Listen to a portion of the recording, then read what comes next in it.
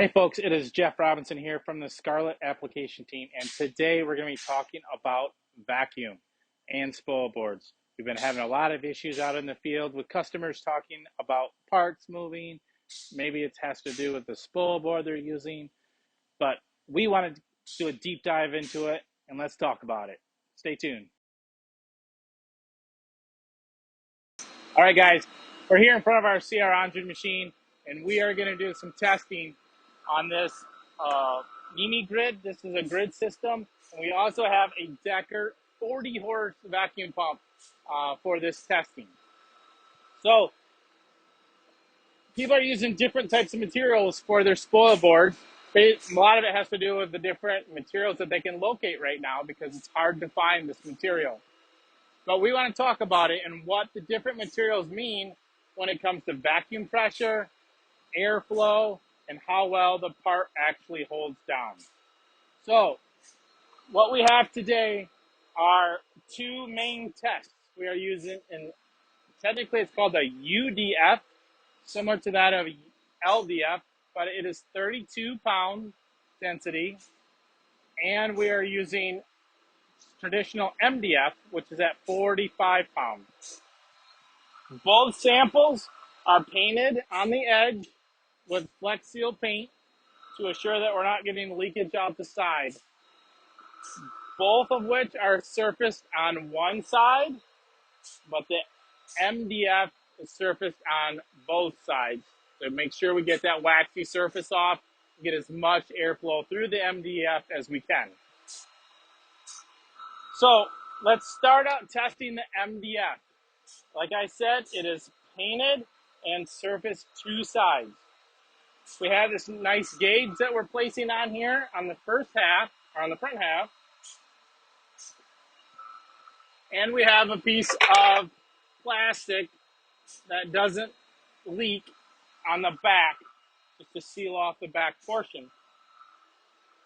So we're going to go ahead and apply a vacuum and see what we get. So here we are. We're at approximately 19 inches of mercury on here, which is great. We pulled a lot of vacuum through this MDF. Next test, we're going to pull the plastic off the back to mimic leakage after machining or lack of sealing your spoil board. Let's take a look and see what happens there. What's interesting is that we only dropped 0.5. This means that this back section is not leaking very much. So some people say, hey, that's great.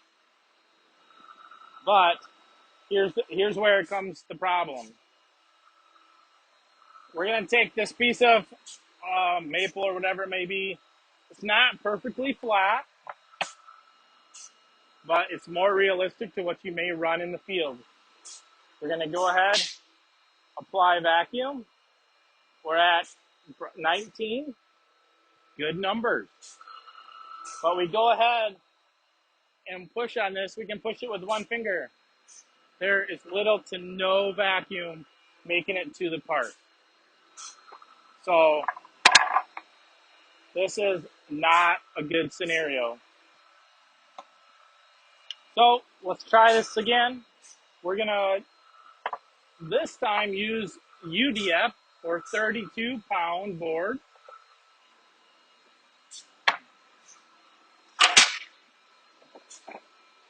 And just so you guys know, these are approximately 2 foot squares for our testing. All right, UDF surfaced one side and painted edges.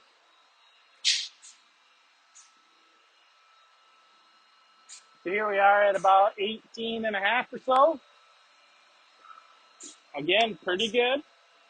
I thought it was kind of unique when I did the testing that, hey, I would have thought I'd had more pressure on here, thinking that there was more flow through the UDF, but I was wrong. So we're going to take off the back, open up the rear section, and you can almost hear it visual or audibly that it is leaking more. And with that, we're at about 13 and a half. We had a pretty significant drop once you open up this back area. Here's the interesting part. Take the same board, same orientation, same location, and apply vacuum. It went up slightly to 15 pounds. However,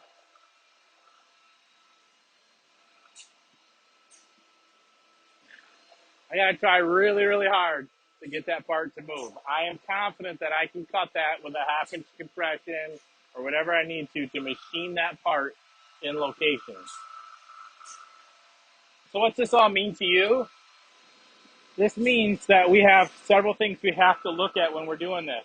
We have vacuum pressure is one variable. Next variable is vacuum flow. And what a lot of people are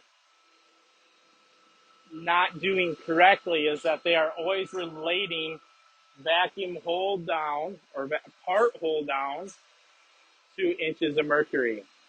And that is simply not the case. We proved it here. The high number doesn't always mean you're getting parts to hold down. So for the people that can't find the LDF or the UDF right now, they went to Lowe's or Home Depot and picked up a piece of MDF. These are the results that you'll get. I literally went to Home Depot to pick up this board to test it just as if you guys did it in the field. So, can we use MDF? Yes, in and only in the correct scenarios.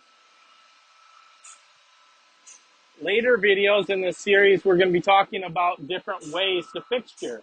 We can use different fixturing even on MDF if that's all you have, but there's multiple ways of doing this. So in this video series, we will go through all these.